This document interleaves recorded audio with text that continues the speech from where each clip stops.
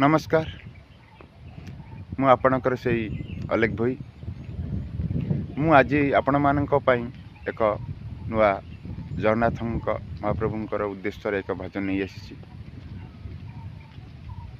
भल गीत आपण मैंने शुणु लाइक दिंतु से गीतटी आज्ञा मु बोलुची। ओठ तोर केडे नाली कला रूप तोहर चाहणी तो बांक पुणी दारुभूत शरीर। ओठ तोर केडे नाली कला रूप तोहर चाहणी तो बांक पुणी दारुभूत शरीर।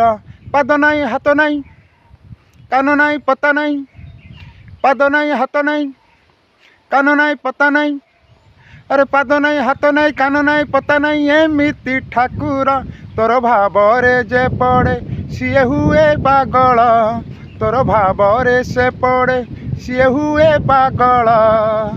ओठ तोर केडे नाली कला रूप तोहर चाहणी तो बांक पुणी दारुभूत शरीर। रही आज्ञा नमस्कार।